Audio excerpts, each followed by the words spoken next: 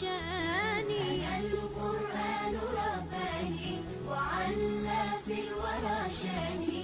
أنا القرآن أدبني. أنا القرآن نقاني. بسم الله الرحمن الرحيم. الحمد لله رب العالمين. اللهم لك الحمد كله ولك الشكر كله علانيته وسره ما علمنا منه وما لم نعلم.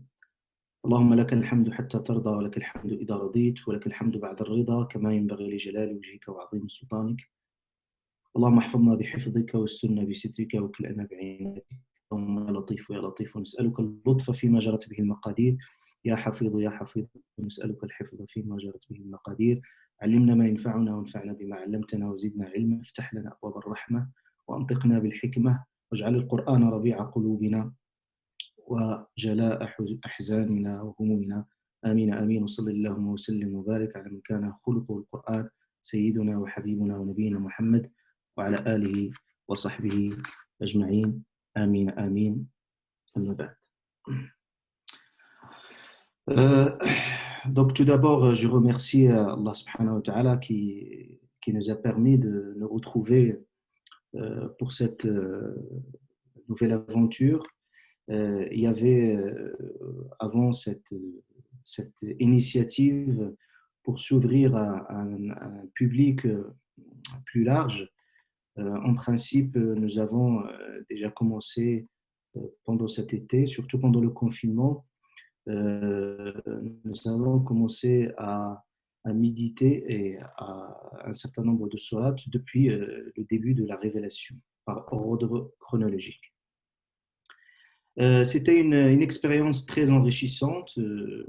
D'ailleurs, cette expérience, depuis 20 ans qu'on a initié ce genre des assises coraniques, c'était toujours fructueux.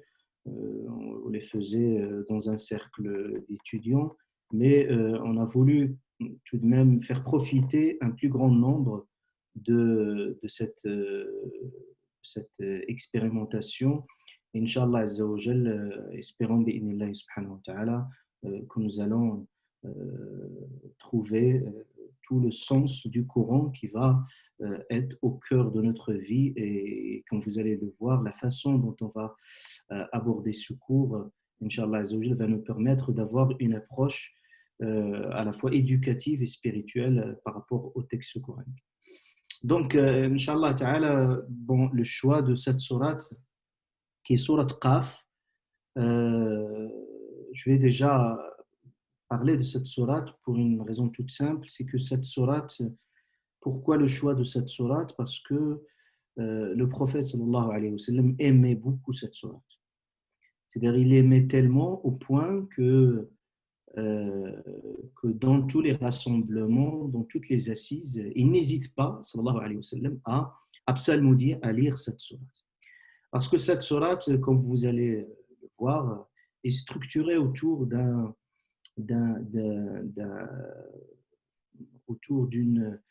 d'une question qui intrigue et qui a intrigué toute la conscience humaine, à savoir la question de la mort. Nous sommes tous confrontés à cette angoisse de la mort, et puis on s'interroge sur le sens existentiel, et en l'occurrence, la question de la mort est une question fondamentale qui se pose pour l'être humain. Et cette sourate va répondre de façon très, très, très succincte et très profonde à une notion et qui est abstraite, qui est la question de la mort. Donc c'est pour ça que j'ai choisi cette sourate, parce que, bon, pour une raison toute simple, d'ailleurs, parce que c'est une sourate qui a toujours permis à beaucoup de personnes de se ressourcer spirituellement, surtout dans leur lien qui nous lie à l'au-delà, il nous lie à la mort, il nous lie à l'invisible. Donc ça, c'est juste pour vous dire que chaque sourate, en principe, il se fixe comme un objectif, c'est peut dire un objectif pédagogique. Parce qu'une sourate, quand on la programme, c'est pour avoir un objectif pédagogique. Et ici, en l'occurrence, notre objectif pédagogique, c'est d'aborder cette question complexe de la mort. On ne va pas l'aborder d'un point de vue philosophique, vous allez voir que tout le monde aborde cette question d'un angle bien précis, mais là, on est face au texte coranique, on est face à la vérité absolue, on est face à à un discours divin où Allah Azza wa Jal ne parle précisément de cette question qui intrigue notre conscience et qui appelle au sens existentiel de l'être humain. Donc, c'était juste pour rappeler ce sens-là. Et le prophète, alayhi salatu wassalam, répétait énormément cette sourate au point que beaucoup de femmes rapportaient, des compagnantes, rapportaient que, à force que le prophète, alayhi salatu wassalam, répétait cette sourate dans Al-Minbar, à force de la répéter, ils l'ont apprise par cœur. Ils l'ont apprise par cœur.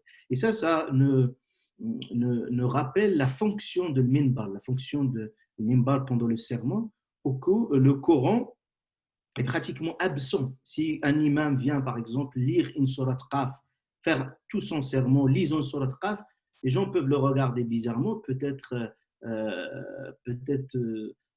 s'interroger sur ce geste, alors que le prophète alayhi salatu wassalam, faisait, et même la matière d'éducation et la matière éducative et spirituelle, c'était Al-Qur'an.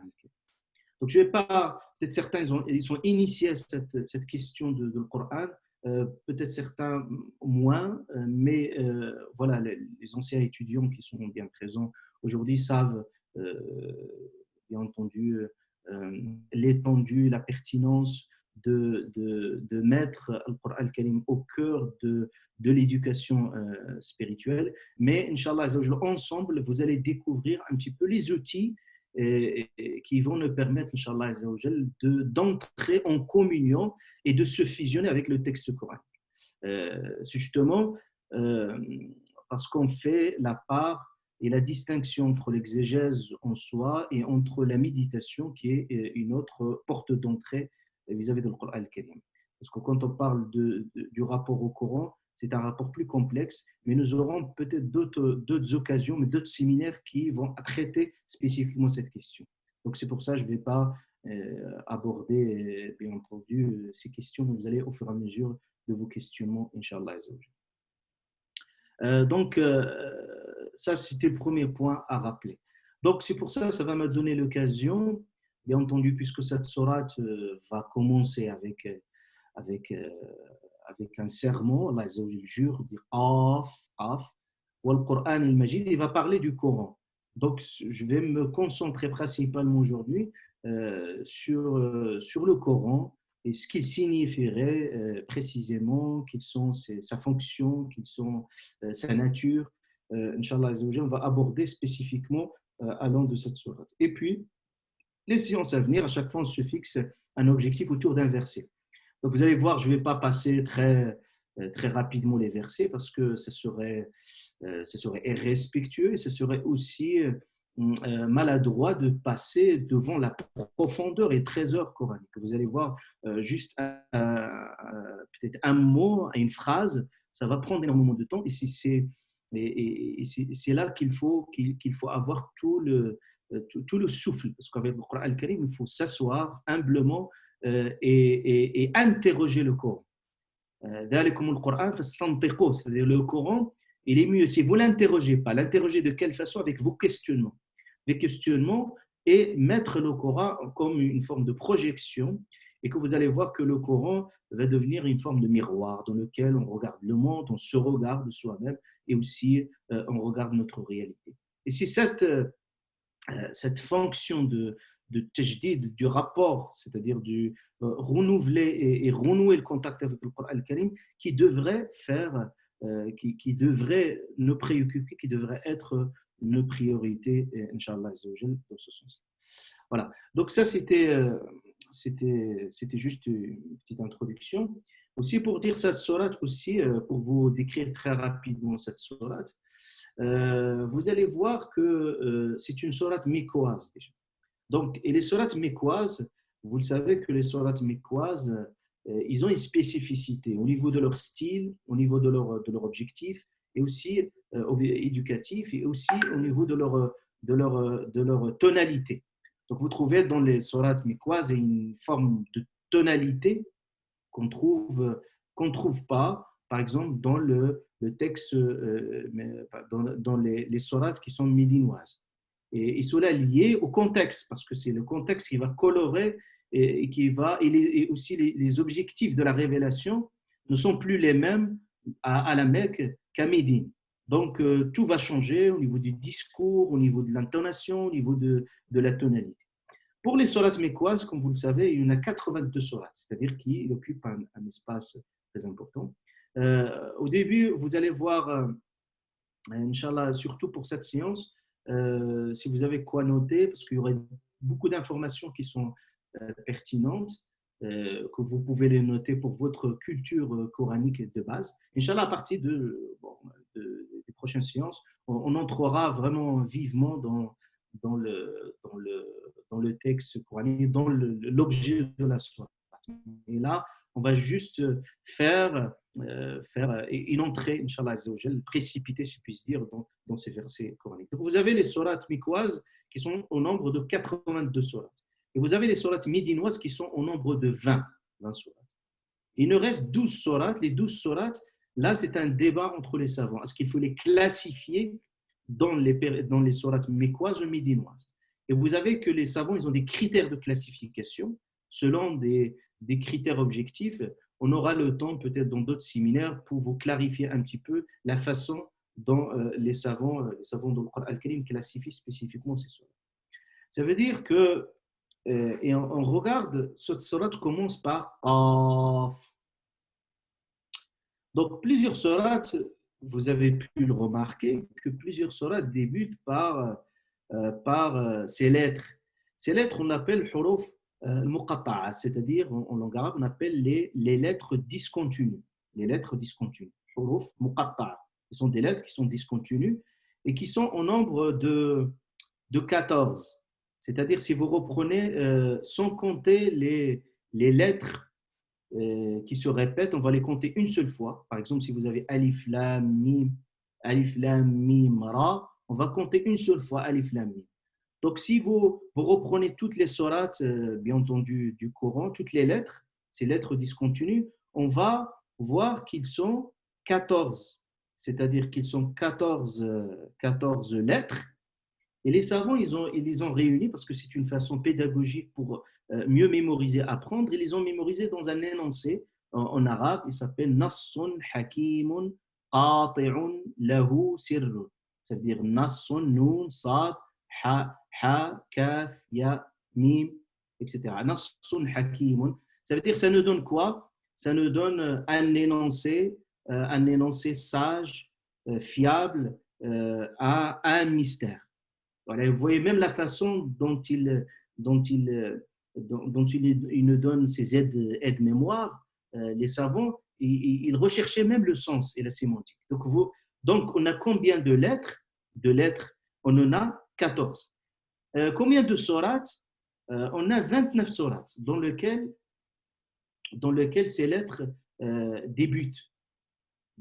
Soit vous trouvez alif lam mim, sad, qaf, comme ici, sad, etc. Donc, et vous trouvez 29 sourates, c'est le nombre des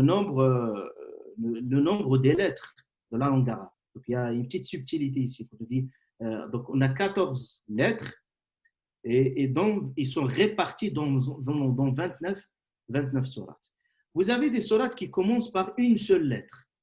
Par exemple, comme on a 3 sourates qui commencent par une seule lettre. Par exemple, le cas ici. Qaf, une seule lettre, qui s'appelle Qaf. D'ailleurs, ça s'écrit comme une lettre, mais ça se prononce, la prononciation Qaf. Qaf. On ne dit pas Qa. Qaf. Ça veut dire que même sa façon de sa prononciation, il nous est transmis de la façon la plus fiable. Et de cette façon que le prophète l'a prononcé, et c'est de cette façon, bien entendu, qu'on la prononce. Donc, vous avez les sourates qui commencent par une seule lettre, vous avez 3. Vous avez Noun, que nous avons vu lors d'une précédente séance, Noun, et Sad, et Qaf. Et vous avez parfois des lettres qui commencent par 2 lettres. Par exemple, vous avez Yasin, Taha, Hamim, Tasin. En tout, on a 9 sourates. C'est-à-dire, on a 9 sourates où vous avez qui commencent par de lettres. Et ces lettres discontinues, toujours, ils sont au début d'un certain nombre de sourates. Et vous avez également 3 lettres. Il y a certaines lettres qui commencent par 3 lettres, par exemple, Alif, Lam, Mim, Ra, Alif, Lam, Ra, Alif, Lam, Ra. Vous avez 5 sourates qui commencent par 3 lettres. Et vous avez des sourates qui commencent par 4 lettres.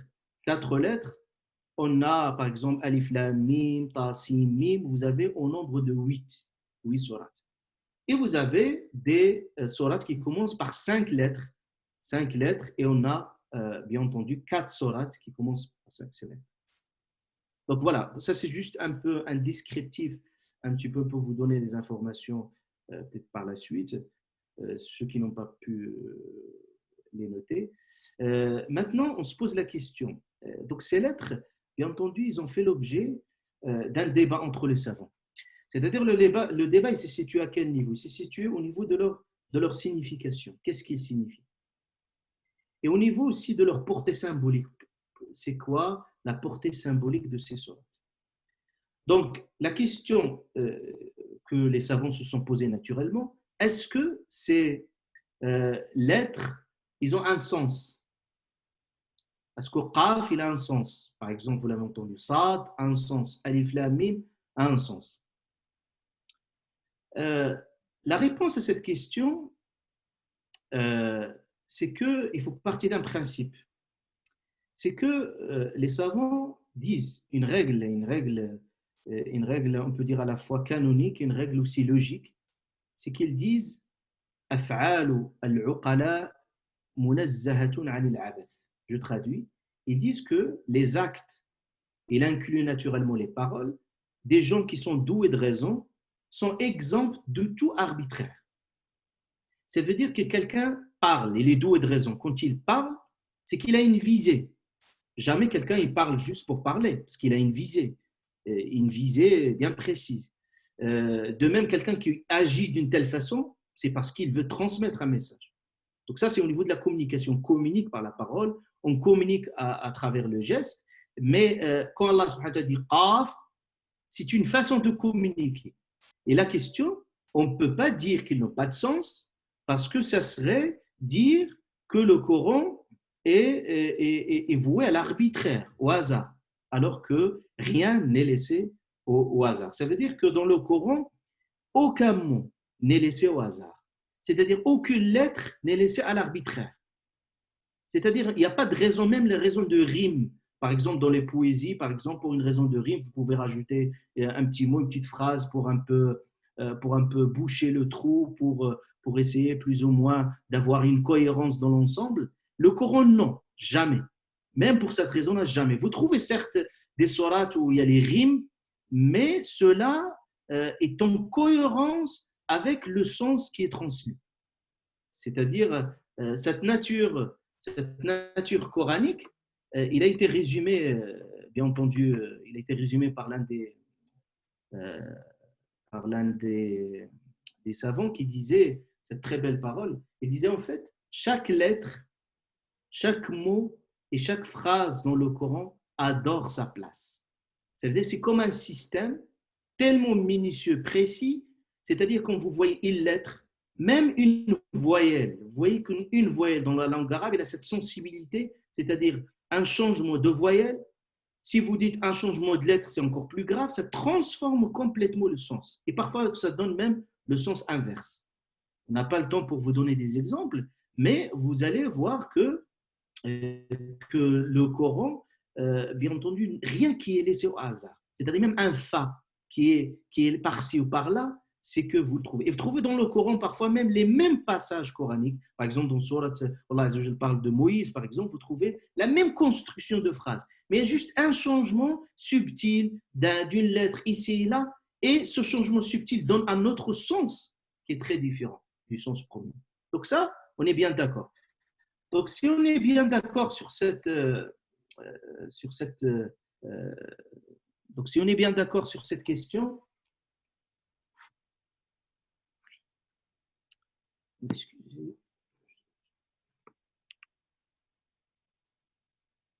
Donc, si on est bien d'accord sur cette question, Donc, on est bien d'accord que ces lettres, ils ont bien un sens. Maintenant, la question que se sont posées la question, donc le débat, est-ce qu'ils ont un sens, ils n'ont pas de sens. Donc, on a tranché maintenant, c'est qu'ils ont un sens. Donc, s'ils ont un sens, quel est leur sens réel? Quel est leur sens réel? Qu'est-ce que ça veut dire qaf, sad, alif, lam, mim? Il faut déjà annoncer un certain nombre de principes. C'est que, premièrement, le prophète sallallahu alayhi wa sallam ne les a jamais expliqués. Et pourtant, il y avait une forte raison pour les expliquer. Ça veut dire le prophète alayhi salatu salam qui transmet le message. Et surtout que ces lettres, ils sont tellement, on peut dire, saillants, flagrants, que tout le monde peut les remarquer, peut les constater. Et pour autant, il ne les a pas expliqués. Donc, s'il ne les a pas expliqués, c'est qu'il y a une raison forte. Donc, le fait que ces lettres ne sont pas expliquées, ça peut relever d'un mystère divin, ça peut relever d'une autre nature, ce que nous allons expliquer, Inch'Allah. Pourquoi? Parce que c'est qaf, premièrement, cette façon d'interpeller et de communiquer pour les Arabes déjà, qui sont les maîtres de la prose. Je rappelle que les Arabes, bien entendu, ils étaient les maîtres de la prose et de la poésie. C'est-à-dire des gens qui maîtrisaient la rhétorique, qui sont connus par ça. Et ce n'est pas, bien entendu, au hasard que le Coran est descendu sur ce peuple, le peuple arabe, qui était connu, qui maîtrisait le verbe. Et aussi, ils avaient aussi une chance d'avoir une langue magnifique qui a produit vraiment énormément de sens au niveau de la littérature. Donc, pour les Arabes, d'ailleurs, cette façon de parler qaf, alif, lam, mim, c'est une façon étrange, inhabituelle. C'est-à-dire inhabituelle pour les Arabes. C'est-à-dire que les Arabes n'ont jamais l'habitude de converser de cette façon. Donc, ça veut dire, rien que cela, suffit pour dire qu'il y a une nature, on peut dire, mystérieuse. Et ce qui est anecdotique, c'est que le prophète, alayhi salatu wassalam, quand il veut donner un exemple de la récompense divine lors de la lecture du Coran, il a cité cet exemple. Il dit le prophète, alayhi salatu wassalam, celui qui lit le Coran, chaque lettre, il a dit hasanat. Donc, il dit la aqulu alif lam mim harf. Je ne vous dis pas que alif lam mim c'est une lettre. Je vous dis alif est une lettre, et lam est une lettre, et mim est une lettre. Ça veut dire que si je vous dis alif lam mim, vous avez 30 hasanat. Certains savants, ils ont tout de même constaté cette anecdote. Ils ont dit le prophète pourrait éventuellement donner un autre exemple de n'importe quel verset du Coran. Et pour autant, il a choisi ce verset, Alif Lam Mim. Et c'est un verset qu'on ne comprend pas le sens. Cela, c'est juste pour le prophète nous envoyer un message fort, c'est que la récompense lors de la lecture du Coran, elle est indépendante de sa compréhension. C'est-à-dire que si quelqu'un même ne comprend le rien de ce qui se dit, s'il n'a pas de traduction, supposons, il lit le Coran, il est récompensé. Parce que le Coran, en soi, ce n'est pas n'importe quel livre de littérature, de philosophie, vous allez voir, de science, vous pouvez le lire juste pour votre curiosité intellectuelle. Non, c'est un livre qui est d'une autre nature et c'est pour ça la récompense qui n'est pas, par exemple, vous pouvez lire le hadith, par exemple, les propos prophétiques. Vous voyez la récompense du geste et aussi de l'intention, mais vous ne pouvez pas avoir 10 hasanat par lettre. Ce n'est pas possible. Même le hadith Qudusi que nous allons voir qui est un peu différent par rapport au hadith, c'est-à-dire le sens vient d'Allah Azza wa Jal, mais la traduction, en fait, ça vient du prophète alayhi salatu wassalam. Maintenant, la question qui se pose, est-ce que, bien entendu, que le prophète alayhi salatu wassalam n'a pas bien entendu traduit, n'a pas expliqué, bien entendu, ces lettres. Maintenant, on va voir les débats entre les savants. Qu'est-ce qu'on va en sortir avec tout ça? Quand vous êtes face à Alif Lam Mim, Alif Lam Mim Sad, Qaf, ce que cette sourate, le début de cette sourate, vous allez vous poser naturellement la question, maintenant, qu'est-ce, qu'on, qu'est-ce que les savants ils ont dit à ce sujet-là. On va voir, bien entendu, première des choses, on va voir déjà certains savants qui disaient que la question déjà est mal posée pour certains savants. Ils disaient que si vous vous posez la question, c'est quoi le sens d'une lettre, ça n'a pas de sens. Parce que naturellement, on ne se pose pas de questions sur les lettres. Si vous dites c'est quoi A, je vous dis c'est A. B, c'est B. ABC, c'est ABC. Donc ça n'a pas de sens en soi. Ça, c'est un courant minoritaire qui dit qu'il n'a pas, en réalité, la question ne se pose pas de cette façon. Par contre, un autre courant, c'est que on peut dire qu'ils ont du sens, ils ont un sens. Certes, ce sens n'est pas dévoilé, on ne peut pas le savoir, mais ça n'empêche pas de dire qu'ils ont un sens. Et là, on trouve un petit peu quatre on peut dire, quatre avis principaux qui sont, bien entendu, résumés par le grand exégète qui est Ibn Kathir, en fait, qui résume et qui synthétise un petit peu ces avis. Premier avis qui dit que ces lettres discontinues relèvent du mystère divin. Ça veut dire qu'ils ont un sens, mais qui n'est pas dévoilé. Ça veut dire que c'est un sens dont on n'a pas accès. C'est-à-dire qu'ils ont certes un sens auprès d'Allah, comme on l'a dit, on l'a répété, qu'Allah Ta'ala ne parle pas dans l'arbitraire. Il ne dit pas juste des lettres comme ça sans sens. On l'a bien expliqué. Donc, ils ont un sens. Mais à notre portée, la portée de la compréhension humaine, on n'a pas une explication tangible. C'est comme vous dites, je vous donne juste un exemple, c'est comme vous dites CGT. C'est un sigle. Mais c'est un sigle qui a un sens. Par exemple, quelqu'un au Luxembourg ne va pas comprendre c'est quoi CGT. Ça ne signifierait rien. Pour une raison toute simple, parce que, bon, il ne baigne pas dans le contexte de la culture ou de la CGT. Ça fait référence à un syndicat qui s'appelle la CGT. Au CAF, par exemple, ou d'autres terminologies. Donc, on voit qu'ils sont composés de lettres, mais en soi, c'est des sigles, ils ont un sens. Donc, la même chose qu'Allah Ta'ala dit Alif Lam Mim Qaf, c'est qu'ils ont un sens. Un sens, mais c'est quoi le sens? On ne peut pas, bien entendu, le dévoiler. Ça, c'est le premier avis. Le deuxième avis, dans certains savants qui disent que c'est Alif Lam Mim, c'est Qaf, ils sont le nom des sourates dans lesquelles ils sont mentionnés. C'est pour ça que cette sourate s'appelle sourate Qaf. Il y a une autre sourate qui s'appelle Sad. Bon, pas toutes les sourates, mais généralement, ils disent que c'est le nom de ces sourates. Ça, c'est un deuxième avis.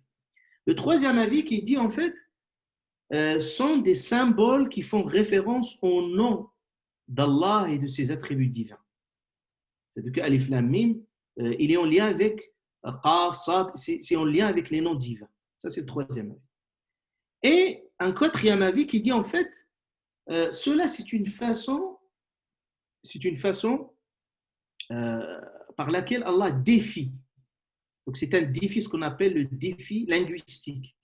C'est qu'Allah Ta'ala défie les Arabes, qui sont, comme je dis, les maîtres de la poésie, de la prose. Et ils disent, en fait, que Allah Azza wa Jalla les défie, surtout les défie par ces mots. Mots, en fait, les lettres, ils sont la matière première d'usage d'une langue. C'est comme des briques. Et Allah Ta'ala les défie déjà au nom de la maîtrise de la langue. Et vous avez cet avis-là, c'est un avis qui est défendu par beaucoup de savants, d'exégètes qui sont connus par l'imam Razi, par exemple, l'imam Qurtubi, l'imam Zamakhshari, Ibn Taymiyyah, Ibn Kathir. C'est-à-dire tous ces savants-là défendent cet avis. Ils ont défendu cet avis. Bon, néanmoins, on peut discuter sur ce dernier avis. On peut dire, oui, certes, qu'il y a un côté miraculeux, surtout du défi scientifique. Et cela, certes, que la rhétorique coranique, il est il est fondatrice. Par exemple, le Coran, il a impressionné les Arabes de l'époque parce qu'ils n'arrivaient même pas à classifier, à catégoriser le Coran, comme vous allez le voir. Parce qu'ils étaient un peu très, très impressionnés parce qu'ils n'arrivent pas à le catégoriser. Est-ce que c'est de la poésie, c'est de la prose, est-ce que c'est de ceci, de cela? Ils n'arrivent même pas à le catégoriser dans quelconque catégorie. Parce que le Coran échappe à toute classification. Donc, on peut dire certes que c'est important, mais cet avis-là, malgré son importance, mais on ne peut pas réduire le Coran juste à cet aspect linguistique. Parce que le Coran, le miracle linguistique, il n'est pas propre à ces lettres, il est propre au Coran tout entier. C'est-à-dire le Coran tout entier. Pourquoi spécifiquement ces lettres-là? Donc ça, c'est une question légitime qu'on peut se poser. Donc on peut dire que ce postulat n'est pas faux. Ce n'est pas faux que certes c'est un défi, mais on ne peut pas réduire le Coran tout entier ou réduire la présence de ces lettres-là. C'est juste pour une raison, bien entendu, de déficience. Donc c'est pour ça qu'on doit se heurter à un certain nombre de problématiques. Je vais problématiser ça, je vais vous donner un certain nombre. Donc c'est pour ça, certains savants, dans l'impossibilité, bien entendu, bien entendu, de dégager un sens, on n'arrive pas à le faire. Si le professeur ne l'a pas fait, on n'a aucune connaissance, ça serait que de la spéculation. On ne pourrait jamais savoir qu'est-ce que c'est des qaf, etc. On a dit c'est peut-être les noms du Coran, peut-être c'est le nom d'Allah, peut-être, mais on est toujours dans l'hypothétique. Maintenant, on peut se poser la question. Certains savants se sont orientés autrement. Ils ont dit, puisqu'on ne comprend pas leur sens, maintenant, il est très important de s'interroger sur leur fonction. C'est-à-dire que si on même ne comprend pas le sens, il faut savoir c'est quoi leur fonction.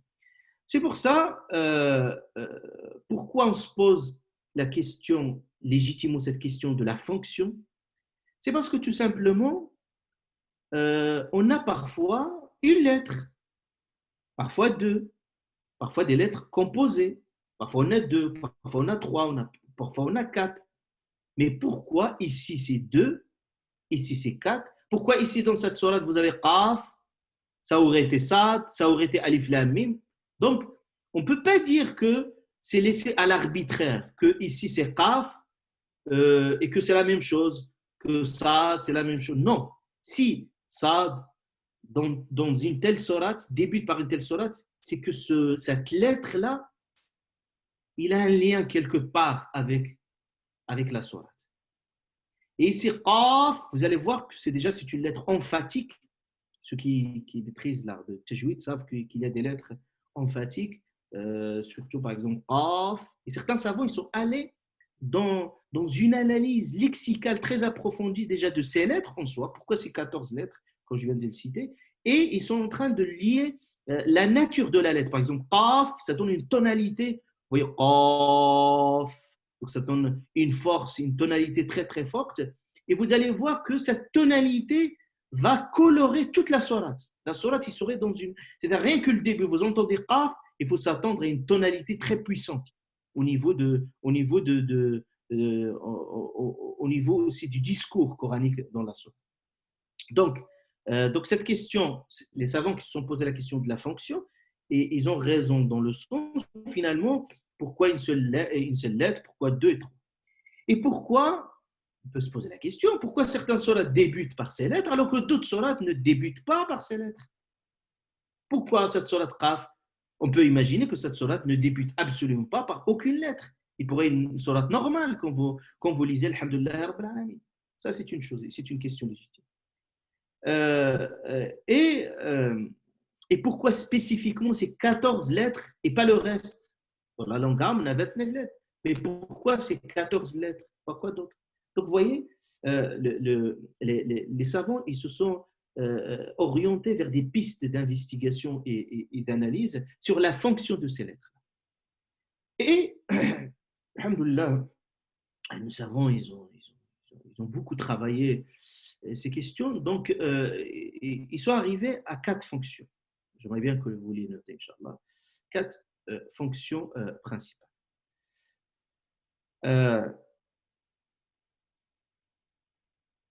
La première fonction, ce que les savants l'appellent al-iqtidab.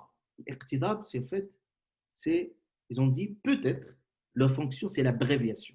Al-iqtidab, l'abréviation.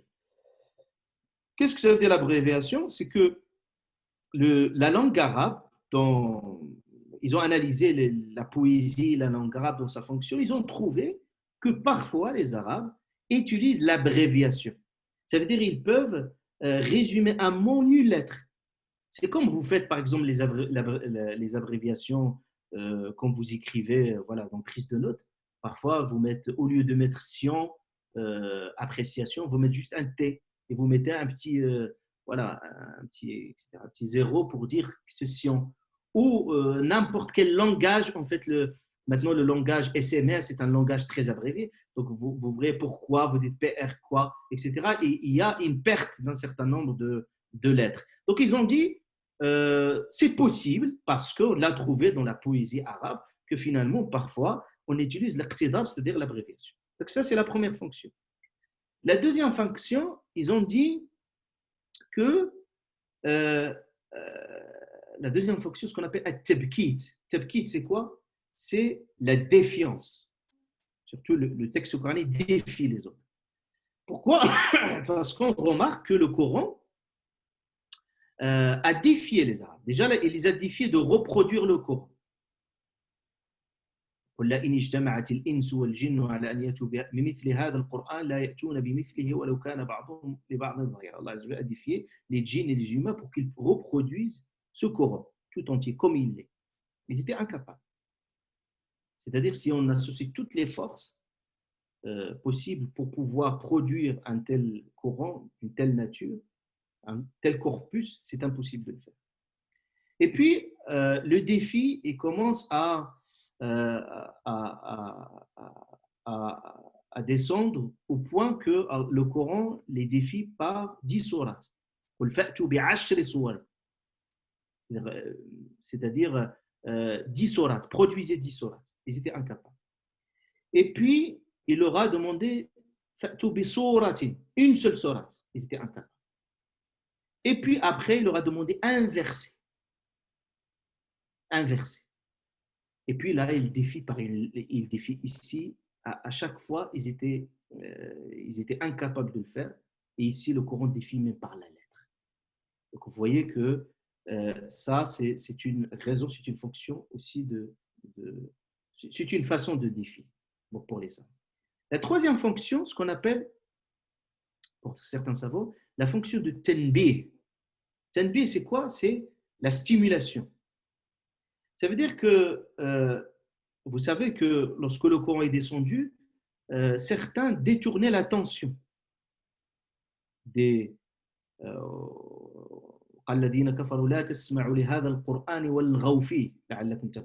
c'est-à-dire il empêchait les gens d'écouter le Coran parce qu'ils savaient que celui qui l'écoute, c'est pour ça qu'ils l'ont appelé la magie, donc il va être attiré certainement par le Coran. Parce que la nature du Coran lui-même, c'est comme un aimant. Il vous attire tout de suite et surtout avec un style chez les Arabes, donc ça peut être que très stimulant.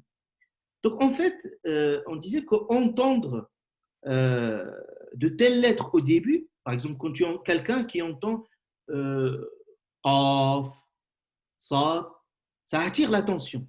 C'est comme ce qu'on utilise aujourd'hui avec les stimulus dans la publicité, les stimulus subliminaux. C'est-à-dire un stimulus, il stimule votre curiosité pour savoir et pour entendre la suite. Donc, il disait que, en fait, la fonction aussi de ces sourates-là, c'est peut-être attirer l'attention aussi des Arabes à ce niveau. Et puis, la quatrième fonction, ce que les savants l'appellent at-tanwih. At-tanwih, ça veut dire c'est la mise en valeur.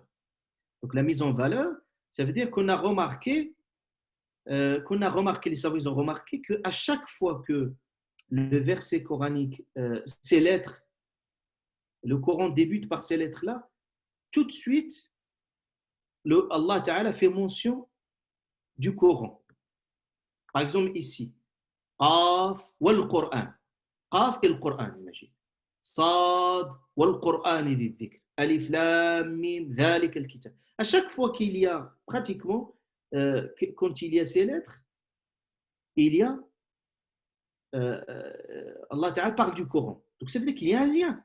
automatique entre ces lettres et le Coran. Donc, on peut dire que c'est la mise en valeur du Coran.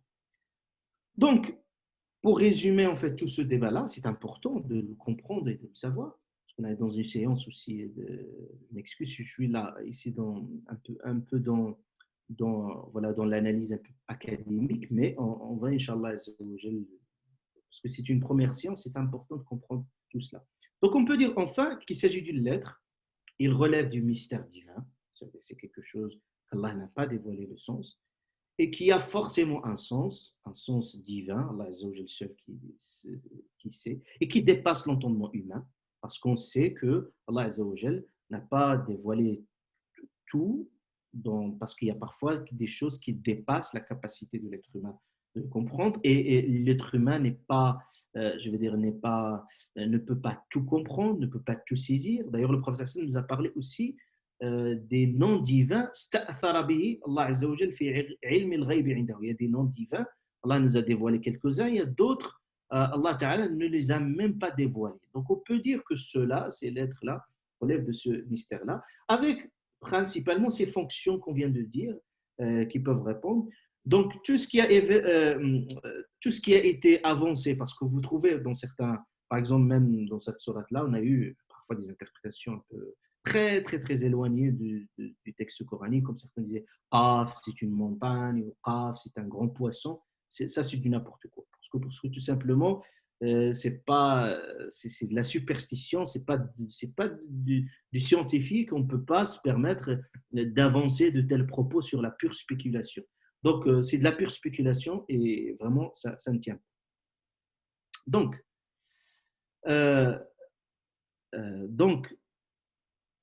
maintenant, une autre question aussi, comme peut-être j'ai oublié tout à l'heure de le dire, par exemple, vous trouvez une lettre, parfois deux lettres, trois, quatre, cinq, en fait, on a une règle, en fait, dans la langue arabe, il dit, en fait, الزيادة في المبنى زيادة في المعنى. Il dit, chaque suppléant dans la construction de la phrase est un suppléant sémantique. Ça veut dire, si on dit juste une seule lettre, ça donne un sens. Si je dis deux lettres, ça veut dire que c'est un sens supplémentaire. Si je dis trois, donc vous voyez, ça c'est quelque chose de très important. Par exemple, je donne juste en langue arabe, si vous dites qatala, Allah Ta'ala a parlé de Pharaon qui tuait, il a parlé dans un verset qatala. Qatala, c'est juste il tue. Mais qatala, ça veut dire il tue de façon vulgaire, de façon intense. Donc voilà, parce que c'est juste un rajout, on rajoute une accentuation, donc une lettre, et puis ça donne une autre dimension. Donc tout ce qu'on peut dire, ça relève de l'Mutashab et de Qur'an al-Karim, que nous savons, c'est une zone dans laquelle on ne peut pas tout comprendre, on ne peut pas tout dévoiler. Et ça relève une autre nature du Coran. Et c'est très important de comprendre cette nature. Cette nature, c'est que le Coran, c'est cette nature mystérieuse du Coran, qui est liée avec la visible. Donc, et que ce que Allah subhanahu wa ta'ala nous a dévoilé n'est qu'une part infime de ce monde invisible. Et même le Coran en soi, ce qu'on découvre n'est qu'une part très minime de la visible. C'est pour ça Allah Azza wa Jalla dit وَلَوْ أَنَّ قُرْآنًا سُيِّرَتْ بِهِ الْجِبَالُ, c'est-à-dire Allah subhanahu wa ta'ala dit, même il parlait du Coran. Du Coran, si finalement وَلَوْ أَنَّ مَا فِي الْأَرْضِ مِنْ شَجَرَةٍ أَقْلَامٍ, c'est-à-dire si on prend toute la terre qui vont servir de plume, et puis tous ça veut dire les océans, 7 océans qui vont se servir d'encre pour rien écrire les trésors de cette parole d'Allah Azza wa Jal, ils ne peuvent pas le faire, ils ne peuvent pas arriver à ce monde. C'est-à-dire, cette parole d'Allah Azza wa Jal, c'est une parole pleine de secrets, pleine de sens. Au-delà des débats vraiment, c'est malheureux ce débat historique farfelu qui a agité la conscience musulmane depuis longtemps sur la question du Coran créé ou incréé, qui a plutôt brutalisé la conscience musulmane sans apporter rien du tout. On n'a aucune possibilité à accéder à la nature du Coran, sa portée, parce qu'il s'agit de la révélation divine. On parlait de l'wahy, la révélation divine, c'est que ça demande beaucoup de travail en soi. Donc cela nécessite vraiment un approfondissement de la nature du cours. Maintenant, Al-Qur'an. Donc, vous voyez, Allah Azza wa Jalla jure ici, il dit Qaf wal Qur'an, wal Qur'ani al-Majid. Donc, on va parler, Allah Ta'ala, de Qur'an ici. Maintenant, on a fini avec la lettre. Maintenant, il va parler de Qur'an. Et j'aimerais bien m'arrêter un petit peu sur la terminologie de Qur'an, parce que c'est très important, capital. Comme ça, je finis avec ces introductions qui sont liées au sens. Parce que c'est important de comprendre le sens. Donc, le Coran, les savants, pour essayer un peu de comprendre un peu l'étymologie sémantique de le Coran, parce que vous l'entendez Coran, Coran, etc. Mais ce serait très important de comprendre aussi l'origine du mot et sa sémiotique aussi, sa sémantique. Les gens se sont posé la question, première question, est-ce que le Coran, vous entendez comme ça, Coran, ils ont dit, est-ce que c'est quelque chose, dans sa façon de le prononcer, déjà il y a une divergence. Parce que vous savez que les Arabes, ils avaient des dialectes. Et le Coran, il est descendu sur ces dialectes pour faciliter. C'est pour ça que vous avez plein de variantes de lecture du Coran. C'est justement pour donner la possibilité à toutes les variantes de s'exprimer, de lire le Coran. Comme vous avez, par exemple, un accent marseillais, ce n'est pas la même chose un accent lorrain ou alsacien, etc. Donc, vous trouvez des accents. C'est le même français, mais un Québécois ne prononce pas de la même manière. Donc, vous voyez qu'il y a des variations, ce n'est pas au niveau de la prononciation. Par exemple, certains disent Moussier, d'autres Moussa, donc avec le fait, avec l'imala, etc. Ça, c'est des choses qui sont liées. C'est un autre débat, bien entendu, dans les sciences coraniques. Maintenant, les savants se posent la question, est-ce que le Coran, donc parce que certains disaient le Coran, et d'autres ils disaient le Coran. Coran, Coran. Donc, en fait, la première question, ils se sont posées, est-ce qu'il y a un Hamza ou il n'y a pas de Hamza? Donc, ils ont parlé, est-ce que le Coran mahmous ou غير mahmous? C'est-à-dire, est-ce que le Coran avec un Hamza ou avec un non-Hamza? C'est ça la première. Parce qu'en fait, si vous dites qu'il est avec un Hamza comme ça, Coran, il va découler d'une autre étymologie. Si vous dites qu'il est de Coran sans Hamza, alors à ce moment-là, il va donner une autre terminologie. La deuxième question qu'ils se sont posées, ils ont dit, est-ce qu'il a un dérivé? Le Coran, c'est un nom propre qui s'appelle Coran, comme ça, c'est un nom propre. C'est comme vous dites, je ne sais pas, Michael, Mohamed, est-ce que c'est un nom propre, tout simplement? Ou est-ce que même de ce nom propre, est-ce que c'est quelque chose mushtaq ou غير mushtaq? Ça veut dire, est-ce qu'on peut découler un sens de ce terme, ou si j'ai un nom propre? Vous savez qu'un nom propre, vous ne pouvez pas trouver une racine étymologique.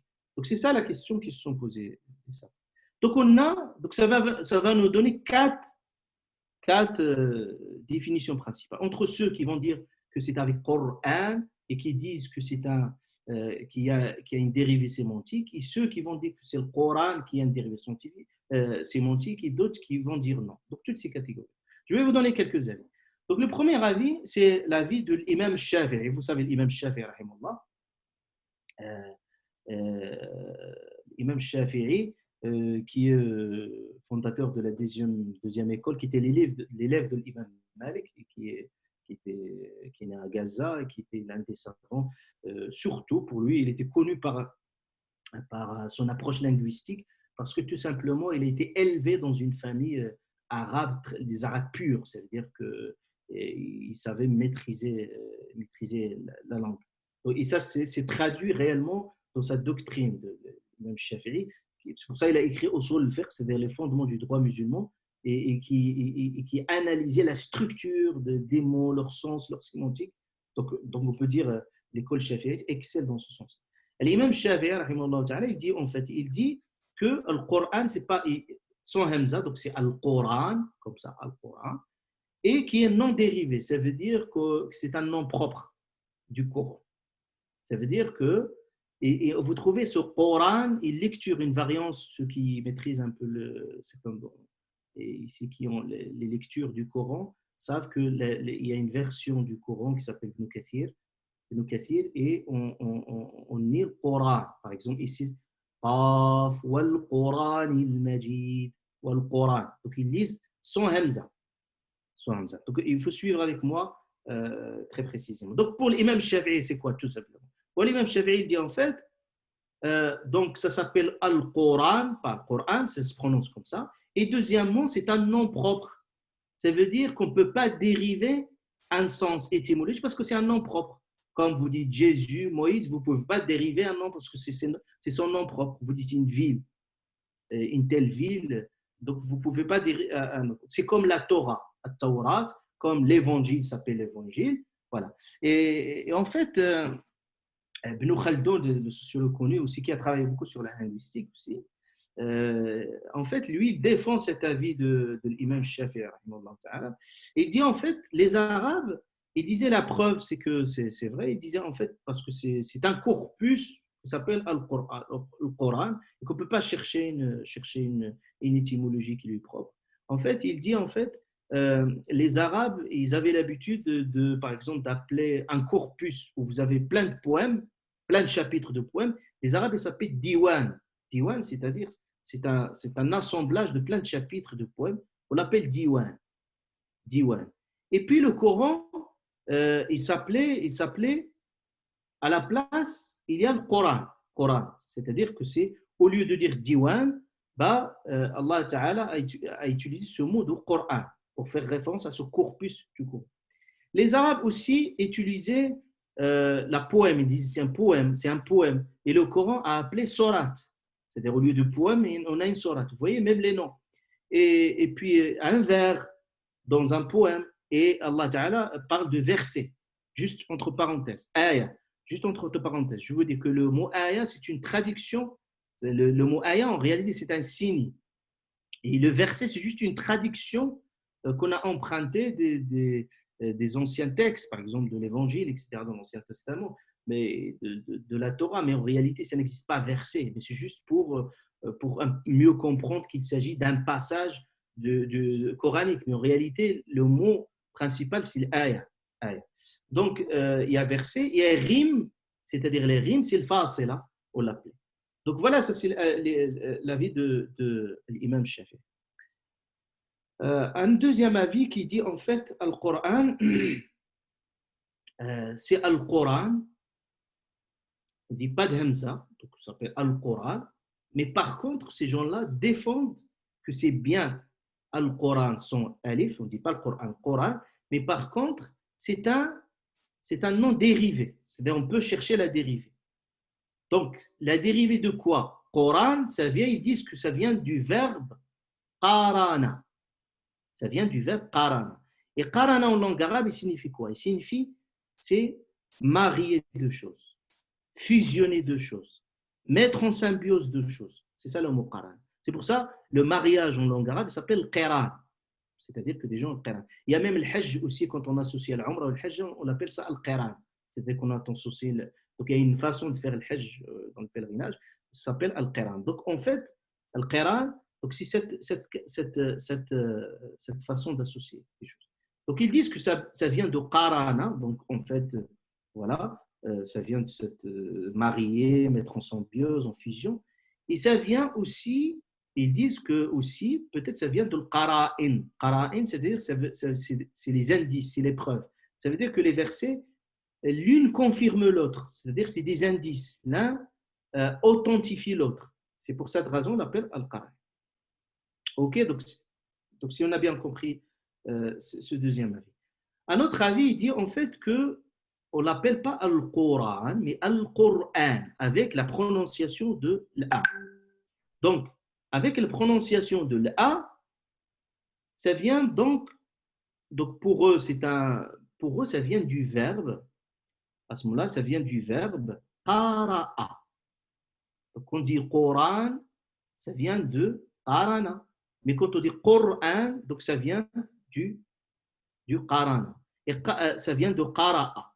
Quand on dit Qur'an. Donc, quand on dit Qur'an, qara'a, en langue arabe, qara'a, ceux qui ont assisté avec nous la science de Iqra, ils ont bien compris que Iqra, il signifie regrouper et rassembler. C'est ça.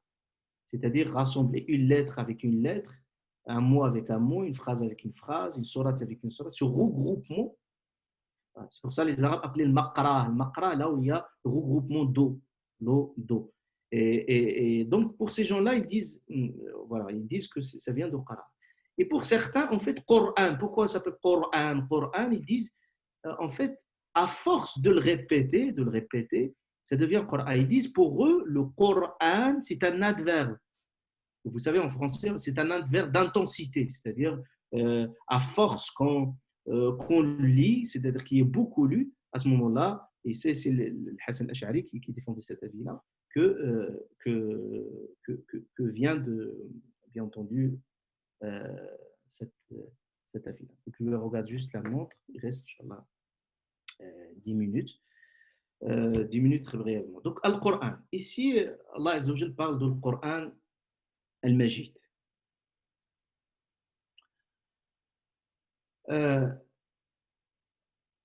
Al-Majid, donc Allah Ta'ala décrit le Coran. Donc il décrit le Coran par un qualificatif de Al-Majid. Majid. Mais j'aimerais bien m'arrêter avant qu'on arrive à la question de Majid, qu'est-ce qu'il signifie. Il faut savoir qu'il faut laisser le Coran se définir. C'est-à-dire que c'est le Coran qui va se définir. Il va nous donner sa nature, il va donner sa forme, il va nous donner sa fonction, sa finalité. Et quand on analyse le Coran, parce que le Coran se décrit, ici il dit Coran Majid, dans d'autres versets coraniques, il se définit autrement. Et chaque définition, c'est fondamental et important. Pour comprendre la nature du Coran, il faut scruter, il faut analyser là où le Coran, il est qualifié. Il est qualifié d'une telle nature autre, il faut bien la saisir et la prendre en considération, parce qu'il s'agit vraiment d'un rapport bien particulier au Coran, pour bien comprendre et déceler le Coran. Je vais juste vous donner très, très brièvement, un petit peu quand on analyse le corpus coranique, comment le Coran se définit. Et bien entendu, chaque descriptif du Coran mérite toute une séance. Mais on aura l'occasion, bien entendu, de parler de ça, Inch'Allah. La première des choses, c'est que, premièrement, on trouve dans le Coran ce qu'on appelle al-a'lam et al-awsaf. Parfois, dans le Coran, il y a une identité propre. On parle du Coran, mais on lui donne une identité propre. Donc, on peut se dire son identité. Par contre, dans d'autres passages coraniques, on définit le Coran comme son propre identité. C'est sa matrice identitaire centrale. Voilà. Ça, on trouve 4, certains savants rajoutent le 5e, 5 matrices, on peut dire, structurelles de ce que c'est que le Coran. C'est son identité forte. Et puis le reste, ce qui découle le reste sont on peut dire, ils sont une forme de descriptif du Coran. Voilà. C'est comme vous dites quelqu'un, il s'appelle Mohammed, ok? Mais il a des qualificatifs, il est généreux, il est honnête, il est ceci, il est cela. Ça, c'est des descriptifs. C'est des traits descriptifs. C'est comme on a des traits de personnalité de certains. Mais par contre, il y a ce qu'on appelle en psychologie, on appelle les traits centraux. Il y a des traits qui sont centrales, qui définissent ce que vous êtes. Et le reste, c'est un détail. Donc, par rapport à ces traits-là, on trouve dans le Coran, il y a 3, on peut dire, descriptifs centraux. La première des choses, Al-Qur'an, ce que je viens de dire, Al-Qur'an. Le fait qu'il s'est défini comme ça, comme Al-Qur'an. Ça veut dire quoi? Cela nous donne un aperçu sur sa nature. Sa nature, c'est quoi? C'est un Qur'an. Ça veut dire quoi? Quand on dit Qur'an, c'est qara'a. Ça vient naturellement de la transmission verbale. Ça veut dire que le Coran, il doit être lu, beaucoup lu. C'est pour ça, dans le Coran, on a cette belle tradition de la mémorisation du Coran. Pourquoi on a cette très belle tradition de la mémorisation du Coran? Parce que tout simplement, cette mémorisation du Coran, ça donne une nature du Coran. Les gens le lisent. Allah Ta'ala a parlé de ceux qui lisent le Coran ceux qui lisent le Coran, ils lisent le Coran continuellement, en abondance. Et jamais, là, ça veut dire quelqu'un qui lit le Coran, plus il l'en lit, plus il se lasse jamais. C'est-à-dire, vous pouvez manger de quelque chose abondamment, mais à la fin, ça vous donne des effets secondaires. Mais le Coran, par sa nature, là, plus vous le lisez, plus vous le dégustez, plus c'est-à-dire vous vous lassez jamais. C'est sa nature comme ça, et le Coran. Donc, il doit être beaucoup, beaucoup, beaucoup lu. Beaucoup lu. C'est pour ça, quelle chance ceux qui apprennent le Coran, ceux qui lisent le Coran continuellement, c'est ça le Coran. On ne peut pas imaginer le Coran, le prendre juste de temps en temps, regarder. Ce n'est pas ça. C'est ça, si vous voulez entrer en communion avec le Coran, c'est par la voie de la lecture. C'est pour ça Allah Azza wa Jalla a résumé la fonction du prophète alayhi salatu wassalam. La fonction du prophète alayhi salatu wassalam, il dit yatlu alayhim ayati, c'est-à-dire parmi sa fonction principale, c'est qu'il lit, il récite le verset. Donc pourquoi je dis ça? Parce que c'est le Coran, c'est que le Coran, contrairement aux anciens écrits, comme la Torah par exemple, n'a pas été réceptionné sous forme de tablette. Parce qu'on sait par exemple que Moussa alayhi salam, Allah Ta'ala, Allah Ta'ala lui a écrit dans les tablettes. Il lui a écrit la Torah dans les tablettes. Donc il y avait une réception. Et il y avait une révélation, ça veut dire un ange qui vient, il y avait une forme de transmission. Et le wahi, c'est la révélation, c'est une forme très, très, très forte de la transmission. Donc, vous voyez que ce n'est pas une transmission qui s'est transmise comme ça naturellement, c'est transmis parfois avec force. Comme vous voyez, parfois le professeur il prenait Iqra, quand il prenait Jibril, il prenait le professeur avec force, intensité. Ça, c'est la première fonction, identité. Deuxième identité, ça, c'est sa nature, c'est le Coran. Il doit être beaucoup lu.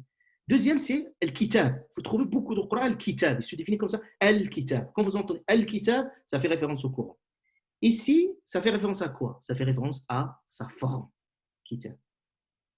Et d'ailleurs, le mot en arabe, Al-Katiba, dans la langue arabe, on dit Katibat al-Jaysh, c'est-à-dire la Katiba de l'armée. Ça veut dire quand ils sont regroupés. Mais ils ne sont pas regroupés n'importe comment. Ils sont regroupés de façon minutieuse, précise, harmonieuse. Donc le Coran, quand on dit kitab, c'est-à-dire qu'il y a un regroupement des versets de leur sens, c'est de façon très harmonieuse. Donc il y a un petit changement comme ça détruit tout l'ensemble. Ça veut dire que tout est fait. D'ailleurs, le mot tartil, c'est pour ça qu'on rattil le Coran, le mot tartil, en langue arabe, il signifie aussi l'harmonie. On dit tharun murattal, c'est-à-dire que une bouche murattal quand il y a les dents qui sont agencées l'un à côté de l'autre. Donc le kitab, c'est sa forme. Donc, vous voyez que on parle de al-kitab. Et puis troisième identité forte du Coran, al-furqan. Furqan. Furqan, c'est quoi? C'est le discernement. C'est pour ça qu'on appelait Omar ibn Khattab al-Farouq. Furqan, ça veut dire que c'est sa fonction. Wa Qur'anan faraqna. C'est-à-dire c'est un Coran Furqan. Donc le Furqan, ça veut dire que c'est le discernement. Il tranche. Il n'est pas dans le milieu. Il tranche les situations entre la vérité, la fausseté, le bien et le mal. Donc c'est vraiment qu'il y a des frontières qui sont bien entourées, bien dessinées. Et puis la quatrième fonction, quatrième identité forte dans le Coran, al-dhikr. Al-dhikr, ici c'est sa finalité. Al-dhikr, c'est rappeler le sens. C'est pour ça Allah Ta'ala, dhikra, dhikr, rappeler le sens. Dhikr par le Coran. On oublie qu'il y a un dhikr par le Coran. Dhikr par le Coran. Quand vous lisez le Coran, c'est un éveil spirituel. Dhikr, c'est un rappel du sens. Et certains savants, ils ont rajouté une troisième identité forte dans le Coran, le wahy. Et ça, c'est fondamental. Je pense pour la prochaine fois, j'aborderai cette question parce qu'il est central. Le wahy. Parce qu'on a un peu négligé ce sens de l'wahy, de la révélation, parce qu'on croyait que la révélation, c'est terminé, tout s'est passé, et puis voilà, le Coran, maintenant, c'est juste un livre. Vous allez voir que la notion de l'wahy, c'est la nature du Coran, il reste à wahy. Et si nous allons le lire et le méditer avec ce regard de l'wahy, tout va changer, tout va basculer sur le plan spirituel. Donc, je finis, Inch'Allah, pour respecter le temps, reste 1 minute, pour aller très rapidement, de dire que ça, c'est l'identité propre dans le Coran. Par contre, on trouve d'autres descriptifs. Je cite très rapidement. Dans le Coran, vous trouvez Allah Ta'ala parle, le verset que je viens de citer, يا أيها الناس قد جاءتكم موعظة. Il parlait du Coran comme une forme d'exhortation. Donc une exhortation. La meilleure des exhortations, c'est l'exhortation d'Allah Azza wa Jalla. C'est Allah Ta'ala qui nous exhorte directement. Donc Allah Ta'ala parle de nour, de la lumière. Et une lumière, par définition, il est éclairante et il éclaire les autres. Al-Huda, il a parlé Allah Ta'ala d'une guider. Al-Bayinat, ça veut dire que ces versets sont évidents, c'est la clarté. Kitab Mubin, clair. Ici, Majid, on va voir la prochaine fois c'est quoi le sens de Majid. Al-Shifa, Allah Ta'ala a parlé d'un remède. Il a parlé de Rahma, qu'il est une clémence. Il a parlé de Hakim, de sage. Il a parlé de l'Azim, ça veut dire que c'est un livre d'une grandeur. Il parlait de l'Aziz, etc. etc. Donc vous voyez que le Coran al-Karim, le Coran al-Karim prend tous ces sens. Mais je pense, Inch'Allah Ta'ala, je vais laisser pour la prochaine fois pour détailler c'est quoi le sens de Majid, ou le Coran et Majid, le sens de Majid et qu'est-ce qu'on peut déceler comme information. Après, on passera, Inch'Allah Ta'ala, directement à l'objet de la sourate et puis au fur et à mesure, Inch'Allah, d'avancement. Inch'Allah. Ok, subhanakallah wa bihamdika, ashhadu an la ilaha illa anta, astaghfiruka wa atubu ilayk. Subhana rabbika rabbil izzati amma yasifun wa salamun ala al-mursalin. Alhamdulillah. أنا القرآن يسري في شراييني ووجداني أنا نبت بحفاظ جليل القدر والشان لهم نور يعانقهم يضاهي شمس أزماني